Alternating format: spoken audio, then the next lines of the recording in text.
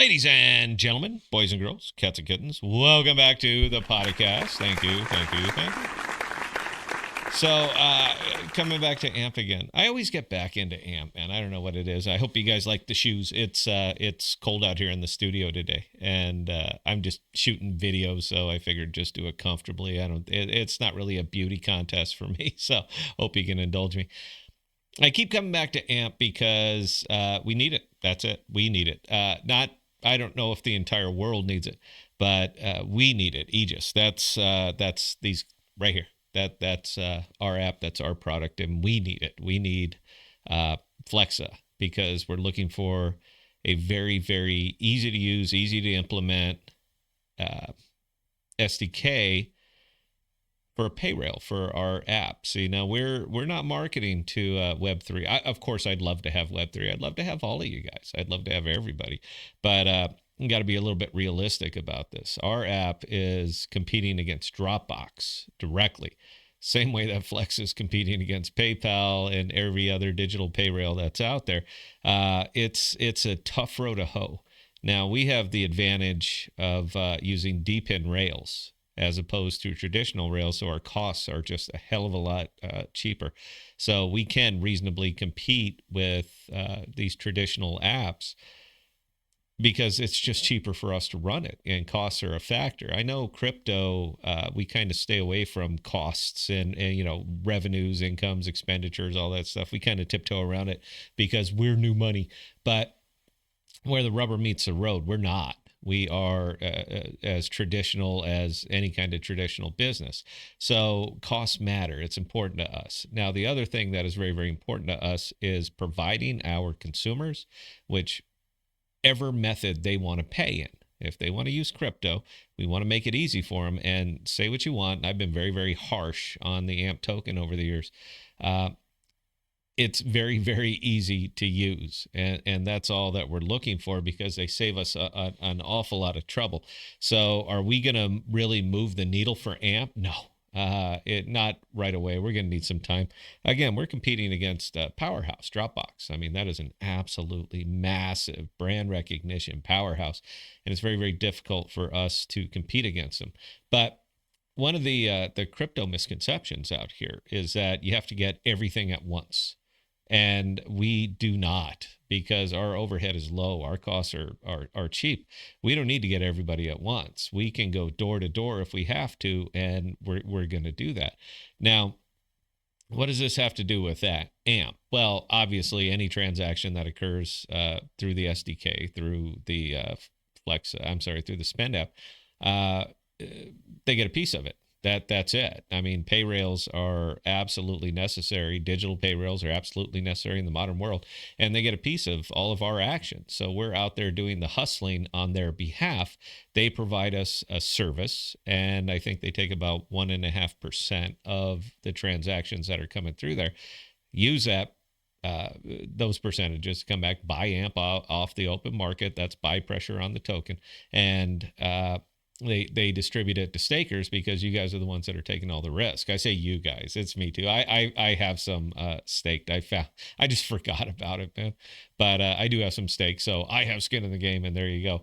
Now, recently the price action on AMP, for what it's worth, has been not bad. I know everybody's looking for the home run. I mean, that's it. Everybody wants the home run, go from $100 to a Lambo, but that's not realistic anymore. And with the meme, the meme narrative burning out, which it did. I mean, Jesus, y'all just got rugged by who was it? Venezuela. We just got rugged by a South American country. With all of that going on, the odds of you onboarding. A whole bunch of retail investors is just it every day it gets worse and worse, and we did it to ourselves. Now, my focus has always been on products that can be monetized, products that have Web 2 penetration. And for what it's worth, Flexa has been walking that thin line between DeFi and traditional. They're just staying right there on the edge of both. So they're not exactly Web 3, they're more like Web 2.5, and I can utilize it. Now, what I do like about the price action is the fact that it has been stable. relatively stable. A couple little spikes, couple little dips, but more or less it's kind of been running flat. And I like that. You can't ignore that $484 million market cap. You can't ignore the fact that so much of the circulating supply is now out in the world. The bulk of it is still controlled by a few big wallets. I'm not saying it's rug proof, because it certainly is not rug proof, but it is calming down, and everything around it seems to be calming down as well. I think all of those are very, very good things. Now, what's important to us is simply that the rail functions. That's it. We're not getting paid to implement it. All right. All we are doing is providing a path for our consumers who wish to use crypto, the ability to do that. That's it. Aside from that, I'm kind of indifferent on it. From a investing standpoint, you know, they need a lot of apps, and that's where I'm looking. That's where I keep my eye on, is people who are building on Flexa, people who are implementing the SDK, people who are actually going to use the product. That's my bellwether. That's my gauge. That's it. And people start to use it, and it just sits there and hums in the background, making 1.5% on every transaction.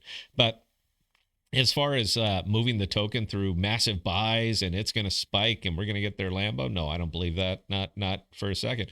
And it's not just AMP. That's effectively any crypto right now. Everything is out here getting absolutely shellacked because we lost the narrative. We lost what we are supposed to be doing, and what we are supposed to be doing is taking DePIN, decentralized physical infrastructure networks, and applying them to applications, and then rolling these applications out into Web 2. We haven't been doing that. Now, we've been doing that right there. We've been doing it, but it gets very, very lonely on that island. So the thing that I'm looking for out of AMP more than anything else is the people who are building on them. And that's it. You guys, there's not enough retail money out here to really move this thing. And it was great back in 2020 when there were 15,000 tokens, but now they're millions, just absolutely millions, and the market is diluted flat. So the traditional way that we'd be looking at this token from a crypto standpoint, that's gone. All right, that's gone. It's a brave new world out here. So yeah, we're going to be rolling it in. I don't expect to get a whole hell of a lot of Web3 consumers, because Web3 people want to invest in products and not so much use them. I mean, I'd ask, the only people who are going to look at this are AMP people, and I'd ask, how many of you guys have the Spend app on your phone? How many of you have used it? How many of you have actually gotten in there and taken advantage of the decentralized pay rail? How many of you guys have used it? That's not really how it works in Web3. The way it works in Web3 is that we invest and hope other people use it. Nobody hustles. Nobody's out here hustling for their stuff anymore. So maybe it's just time. Maybe it's just time to try something new, like actually building products that people want to use, actually providing solutions using Web3 that Web 2 will use without being aware that they are using it. You can literally use the Spend app and not even, aside from a basic understanding of it, not even realize everything that goes in to making something like that functional. They've abstracted away a good portion of the Web3. I think that's critical. So I'll keep my eye on it, and if we see something, hot and sexy that's coming that way, sure, I could probably throw some more money in. But the thing that they haven't done is they have not gotten away from their original intent, which is to build a decentralized pay rail. And even with all the ups and downs, the negativity, the crashed markets, getting rugged by everybody, they keep us down, and they haven't been blowing up their own tokens. So all of those things I find kind of positive. Anyway, that's it. Questions or comments? Scott at the pod. I forget where it is. We're in studio now. Scott at thepodcast.com. I answer any and all. And until next time, please stay safe. Please be smart with your money, guys. Cheers.